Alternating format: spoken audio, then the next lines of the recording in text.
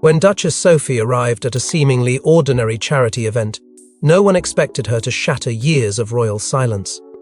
But what began as a tribute quickly turned into a seismic disclosure.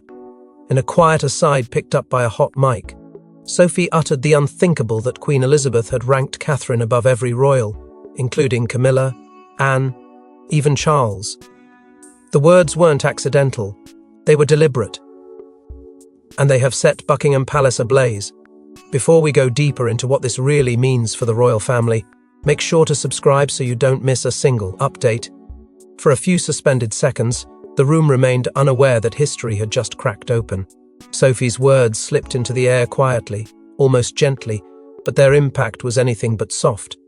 Within minutes, aides were scrambling, officials were whispering into encrypted phones, and the palace machinery that so carefully controls royal narrative lurched into emergency mode. At first, the press dismissed it as a misinterpretation, a technical error, an exaggerated whisper.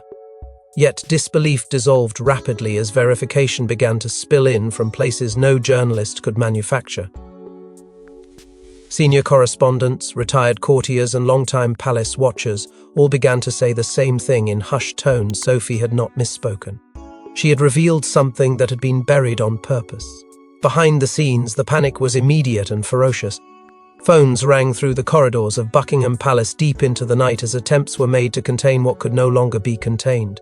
Statements were drafted, revised, and abandoned. Advisors urged silence while others pushed for denial. But the problem was simple and devastating. Sophie's words aligned too closely with long-standing whispers about the Queen's private judgments. For years, rumours had circled about secret assessments, encrypted notes, and personal rankings the monarch kept of those closest to the throne, not for spectacle, but for legacy. And now, with a single accidental-sounding confession, that hidden world was spilling into public view. The timing of Sophie's revelation only deepened the mystery. She is not impulsive, she is not careless. Every move she makes is filtered through quiet calculation and loyalty, which begs the question that sent shockwaves far beyond palace gates. Why now? Those closest to her suggest a promise that could no longer be delayed, a responsibility that had reached its breaking point. Some whisper that Sophie had carried the weight of this knowledge alone for far too long, watching tensions inside the family escalate while the truth remained locked away. Others believe she knew this was the only moment when the public would finally listen without dismissal. And then there is Catherine. Silent, composed, visibly unchanged on the surface, yet suddenly standing at the epicenter of something much bigger than public admiration. The implications, being privately ranked above every other royal, are not symbolic alone. They reshape power, loyalty, insecurity, and future authority in ways the institution is not prepared to acknowledge openly. The old hierarchy, built on tradition and bloodline, now trembles under something far more dangerous: personal judgment from the one figure no one ever dared contradict. What began as a single sentence has now become the most volatile revelation the monarchy has faced in years. Lines are quietly being drawn, allegiances are shifting behind closed doors. And while official silence still reigns, silence has never felt louder or more threatening. Because one truth is now impossible to erase: the Queen saw something in Catherine that she did not see in anyone else. And the consequences of that belief are only just beginning to surface. But what exactly did Queen Elizabeth write, and why would she entrust Sophie, of all people, with her most confidential appraisal of the family? Deep within a sealed compartment of the Queen's Windsor study lay a leather-bound ledger never catalogued, never archived. Known only to her inner circle as Appendix Windsor 4, this document ranked each royal not by birthright, but by character, loyalty, and destiny. Its most shocking line? Catherine. Above all, she carries the future. The ledger was uncovered shortly after the Queen's funeral, during the private decommissioning of her personal effects. Most royal documents were sorted for archiving or discreet destruction, but this one stood apart not only for its contents, but for its designation. It was marked as exempt from archival transfer, an anomaly that baffled even the most seasoned palace archivists. The seal was unbroken, the pages unyellowed, the ink pristine. It had been kept for one reader and one reader alone. Duchess Sophie. And when the Queen's personal secretary, following her final written directive, handed it to Sophie behind a locked study door, a legacy began to uncoil from its hiding place. What Sophie saw inside was not a diary. It was a ranking, a methodical, brutal, and deeply personal evaluation of every senior royal. Each page was dedicated to a name. Under Charles, resilient yet self-protective, heir by law, not always by presence. Under Anne, devoted, tireless, but sometimes unyielding. Guardian of tradition. And under Catherine, the tone changed. The Queen's words became almost prophetic.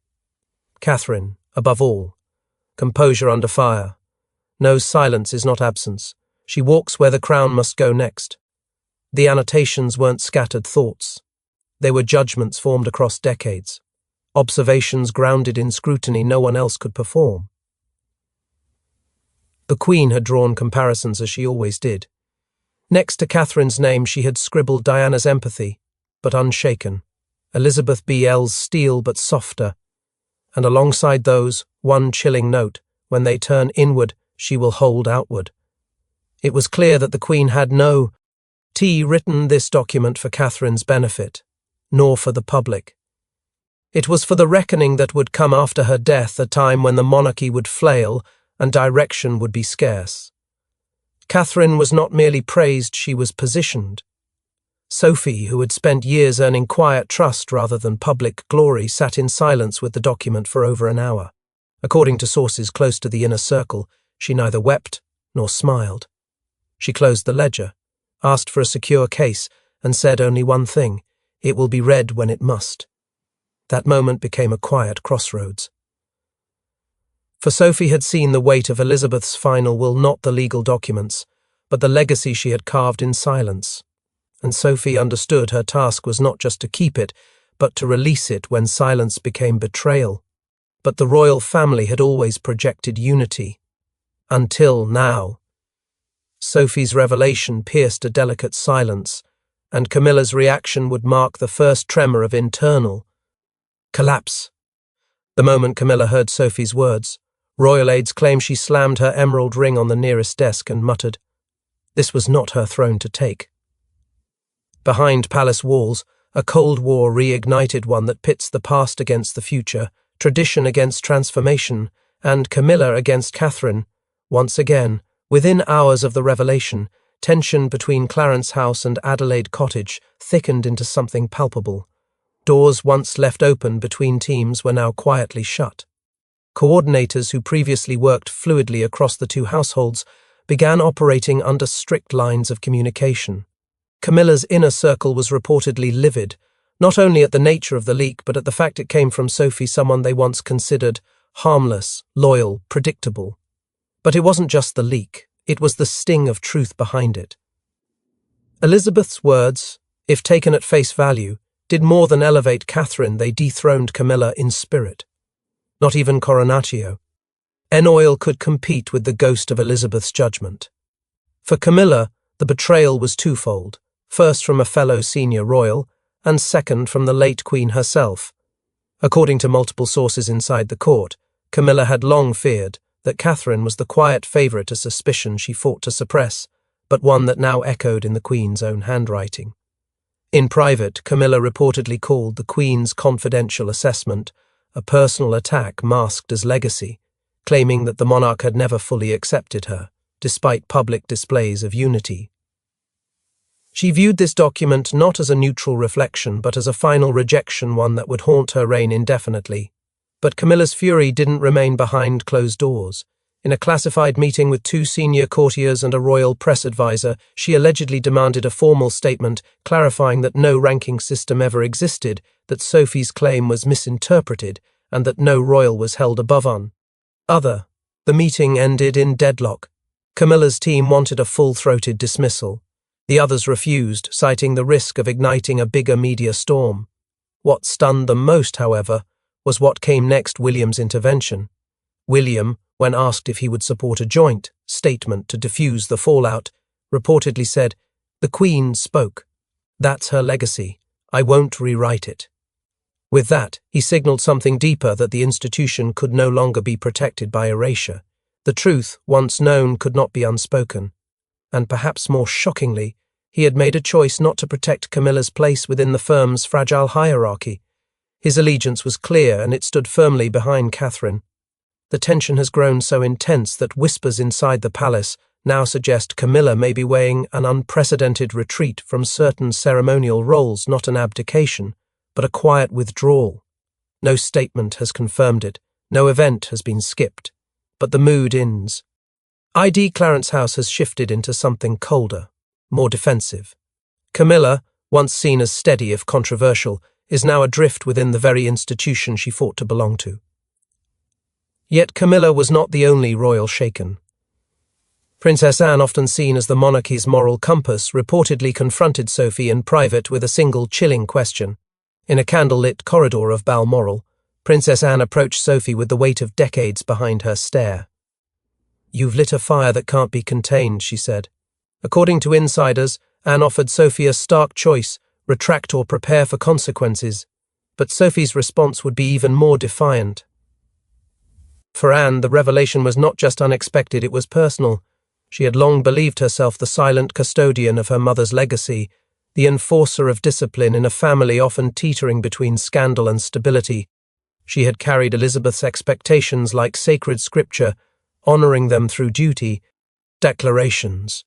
And now, with Sophie's statement igniting a frenzy across headlines and palace chambers alike, Anne saw not only a breach of protocol, she saw a betrayal of trust. The confidential nature of Elizabeth's assessments was never spoken of openly, but Anne had always known they existed.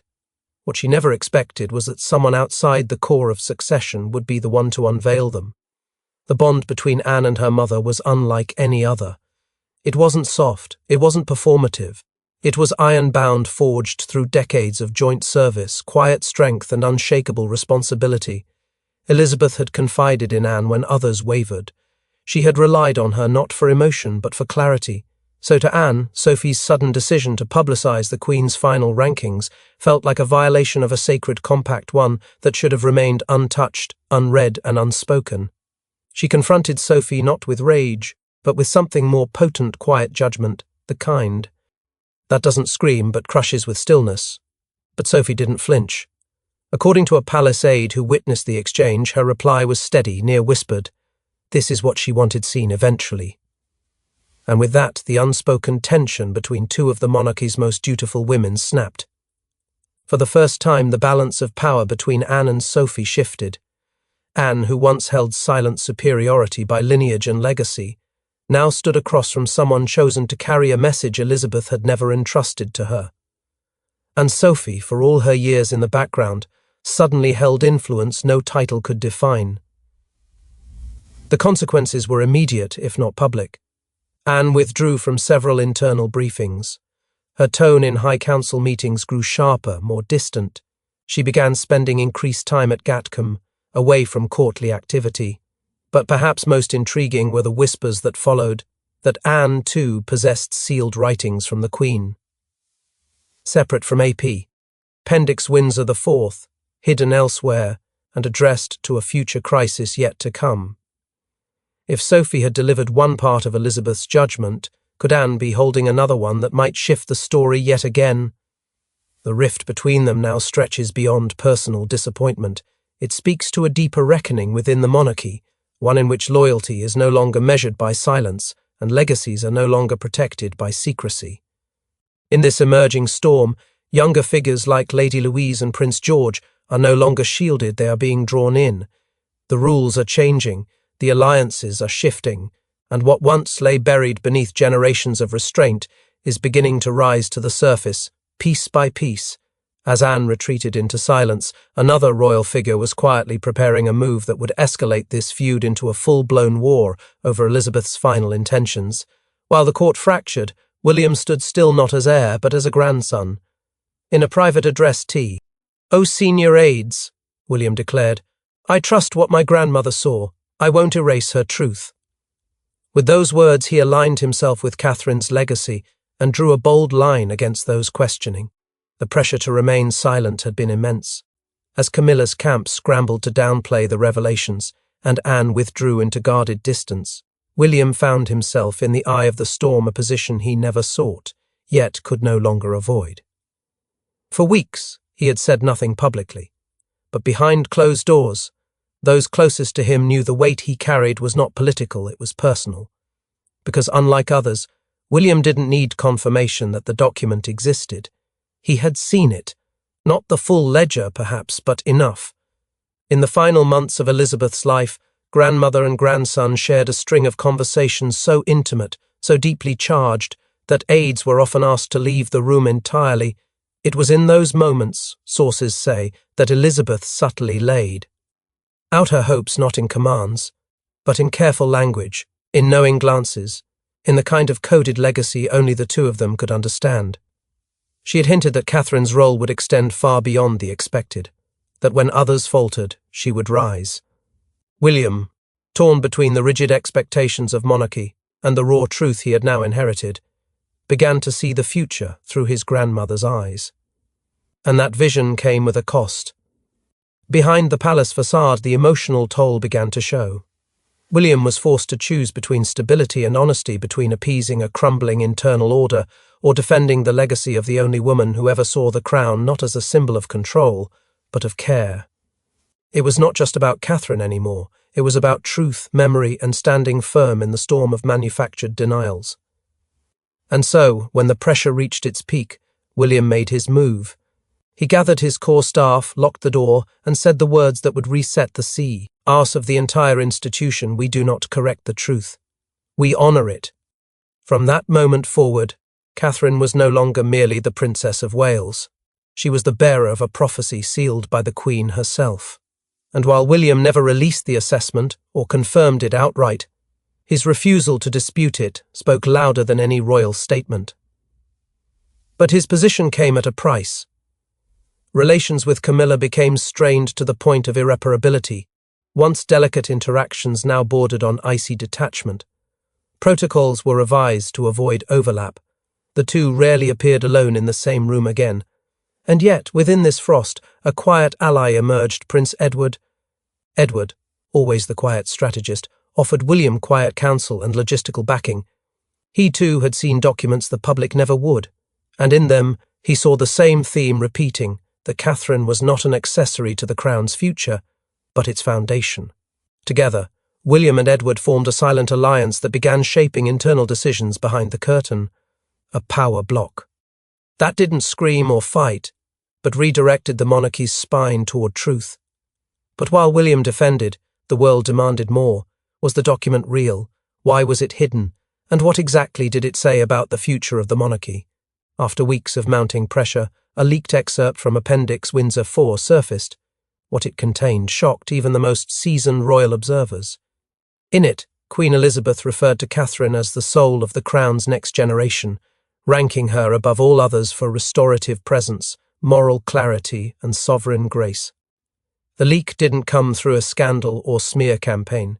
It was quietly published by a respected former royal correspondent, long retired but deeply trusted within Buckingham's inner media circle. The excerpt, scanned and verified by multiple sources, bore the unmistakable handwriting of the late Queen herself, annotations in violet ink, underscored with quiet authority. And it wasn't just praise, it was structure, a ranking. Not by popularity, proximity to power, or ceremonial role, but by leadership, discretion, and endurance. Catherine, by every metric in that chart, had come out not just first, but singular. Elizabeth hadn't merely ranked her above Camilla, Anne, or even Edward.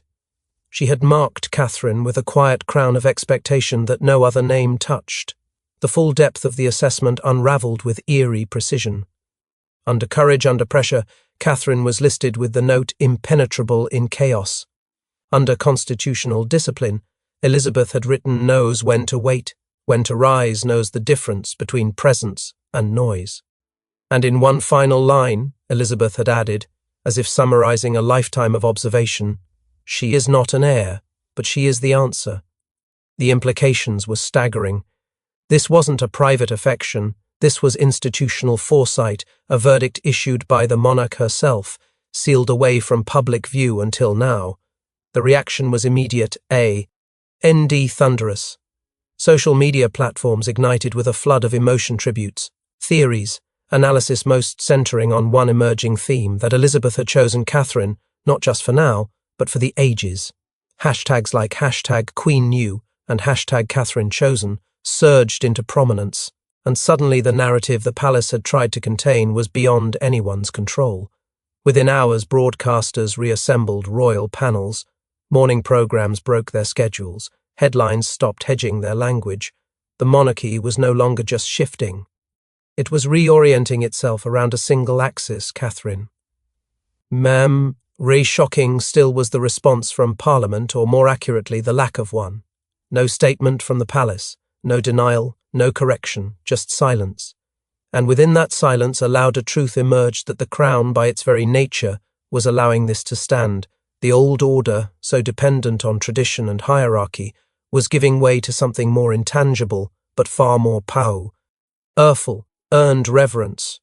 Catherine had not been born into prominence. She had been watched, measured, tested, and in Elizabeth's eyes she had prevailed. But the storm was far from over. Because as the monarchy grappled with this once-hidden revelation, another detail slipped through the cracks, one that had remained locked away even from senior aides. A second envelope, a sealed message. And this time, it wasn't addressed to the Crown, or to William, or even to Anne.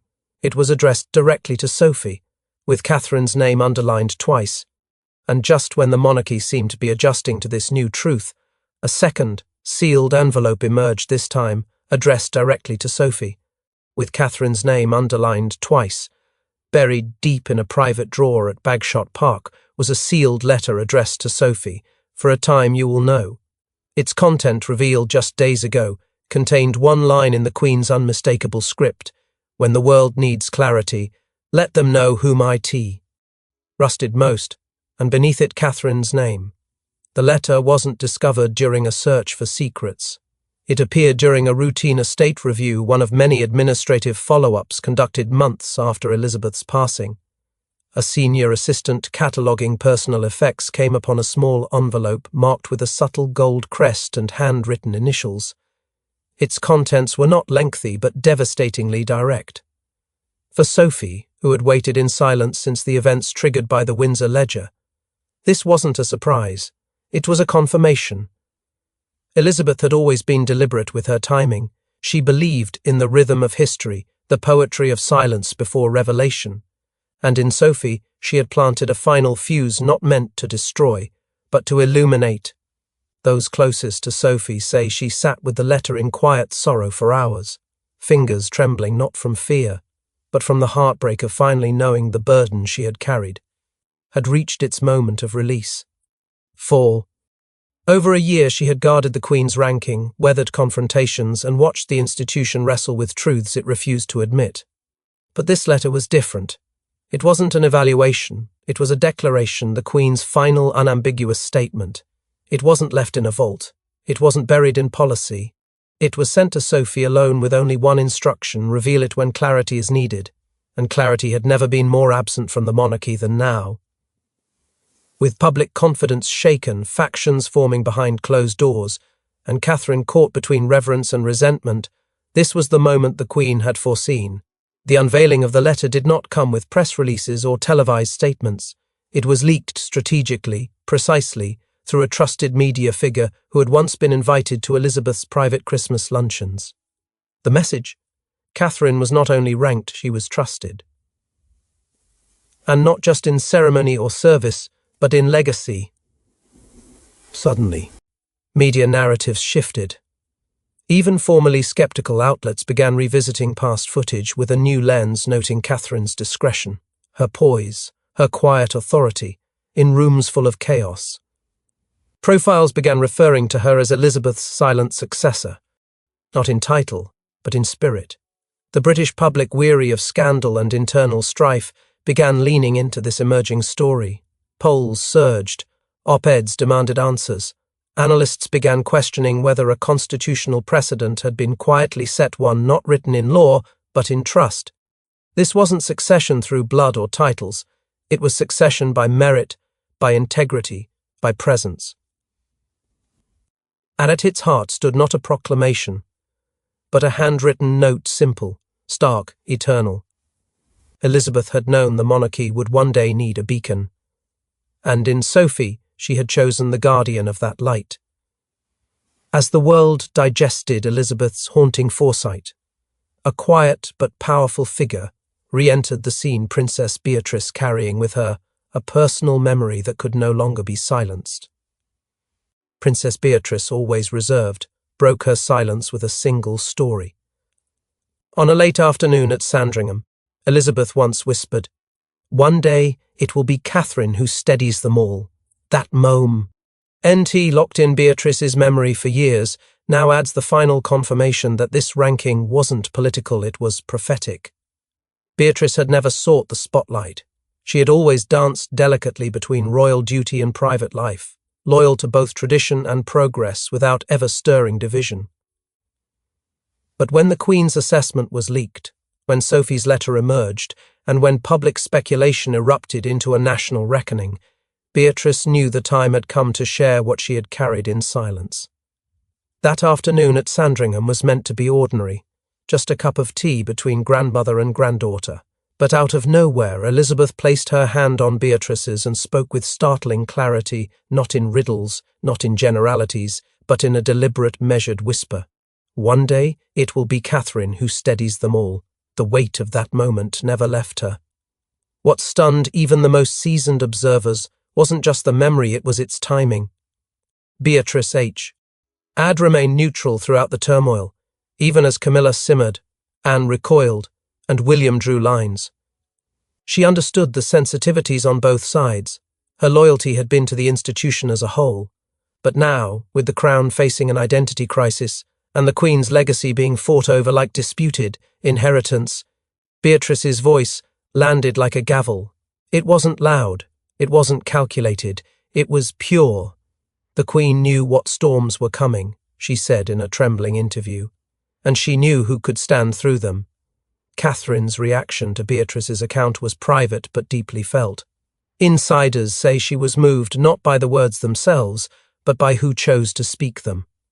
Beatrice had no political angle, no strategic goal. She spoke out of reverence for the woman they both loved and for the truth that had finally surfaced. And for the first time since the entire storm began, Catherine allowed herself to feel not the burden of expectation, but the warmth of validati. This wasn't about ascension. It was about understanding that someone else had witnessed the quiet anointing long before the world ever saw it. Gradually, the temperature inside the family began to change. Anne, though still watchful, reportedly nodded quietly during a recent briefing when Catherine entered the room. Edward continued to support William's quiet redirection of ceremonial authority. Even Camilla, though distanced and guarded, ceased pushing for formal rebuttals. Something unspoken was taking root, not a confession, not a surrender, but a reluctant, reverent acceptance that Elizabeth had seen something no one else did, and that perhaps they were only now catching up. Through it all, Catherine never demanded anything. She never asserted her place or cited the documents or sought recognition. She remained exactly as the Queen had described, composed, consistent, and quietly unshaken. It wasn't that she was crowned, it was that she never needed to be, and slowly the world began to understand that leadership doesn't always arrive in thunder sometimes. It walks in silence.